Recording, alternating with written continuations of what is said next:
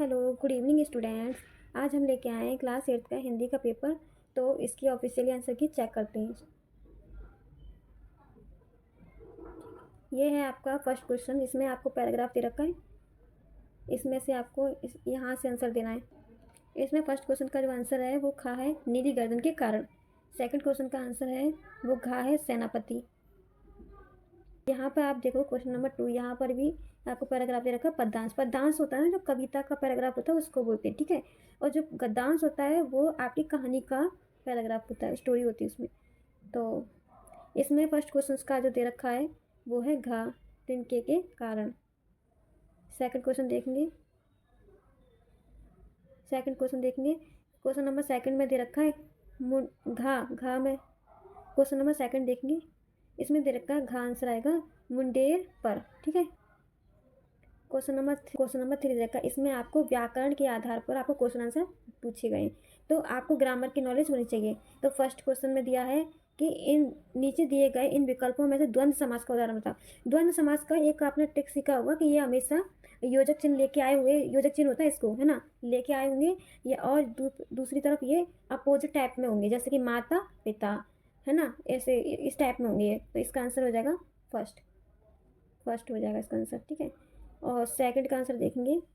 इसमें देखेंगे सेकंड में बदलू सुंदर चूड़ियाँ बनाता था।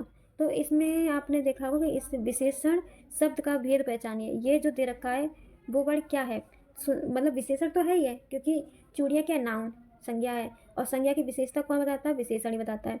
तो अब विशेषण में सुंदर पूछा, सुंदर क्या चीज़ है, कौन सी विशेषता बता रहा है, यानी कि संख्या बता रहा है, या सर्वनामिक बता रहा है, या परिणामवाचक बता रहा है, या गुणवाचक बता रहा है। तो इसका आंसर है घ, वो उसकी गुणों की विशेषता बता रहा है, ठीक है।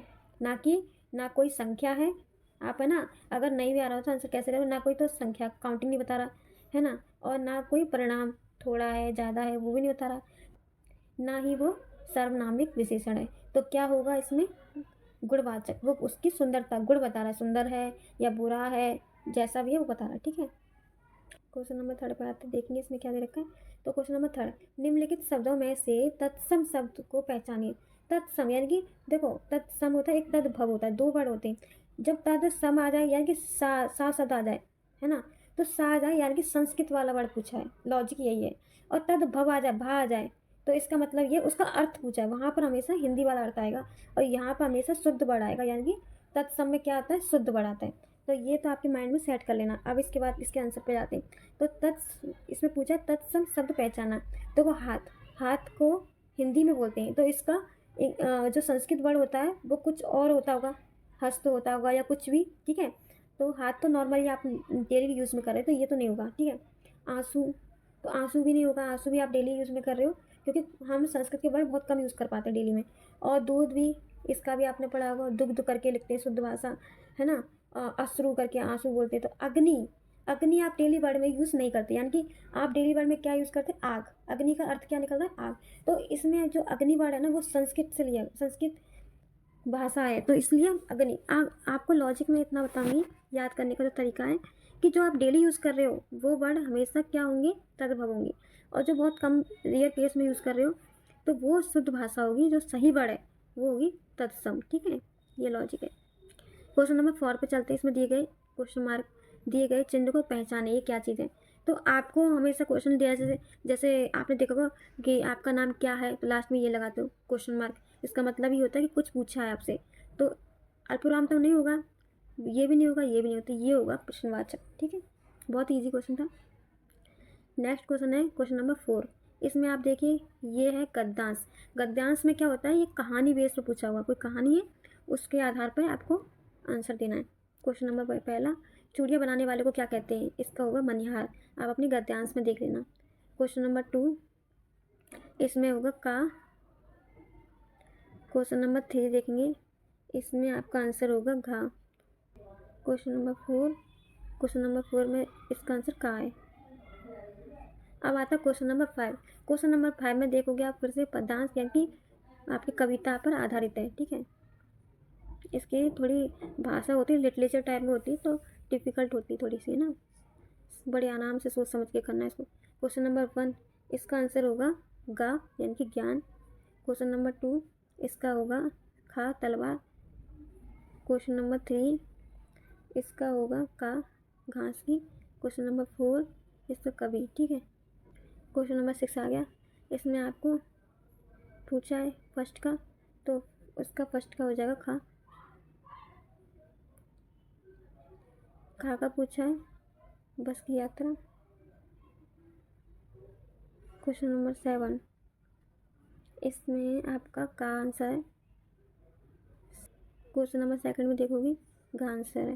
आता है खंड बा, इसमें आपको क्वेश्चंस के आंसर देने हैं, ठीक है, व्याकरण बेस पर पूछे गए।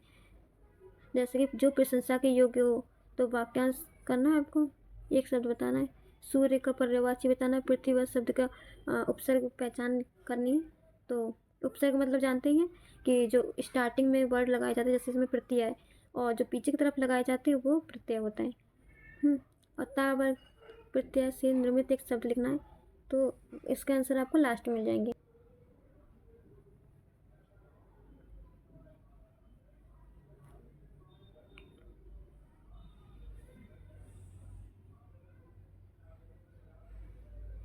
क्वेश्चन नंबर 13 दे रखा है, इसमें आपको 80 to 100 वर्ड का एक निबंध लिखना है। जैसे कि इंटरनेट के लाभ, इसमें आपको इंटरनेट की बहुत सारी लाभ जो हुए सुविधाएं हैं वो आपको लिखनी है। इससे क्या क्या सुविधाएं और क्या क्या हो सकती है आगे भी, ठीक है।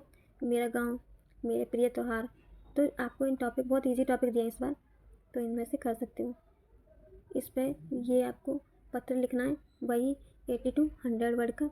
जन्मदिन के समारोह का वर्णन करते हुए अपने मित्र और सखी को पत्र लिखिए। या फिर ये लिख सकते हो, विद्यालय में कविता का वाचन की प्रतियोगिता का आयोजन करने के लिए विद्यालय के प्रधानाचार्य को पत्र लिखना। पत्र लिखेंगे, ये आयोजन करने के लिए एक पत्र लिखें। अभी हमने आपका क्वेश्चन पेपर देखा, अब हम इसके आंसर की तरफ चलेंगे जो कि ऑफिशियल है। सभी बच्चे अपने अपने आंसर ज़रूर चेक करें, क्योंकि आपको पता रहेगा कि आपने कितने सही किए, कितने गलत किए, और आपकी कहाँ पर गलती है वो दोबारा से ना हो।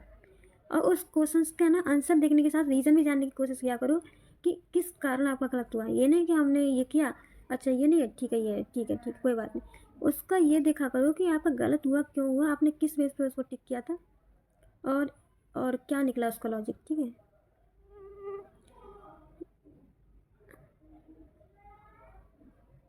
ठीक है, आपके क्वेश्चंस कंप्लीट होने में। Question number 12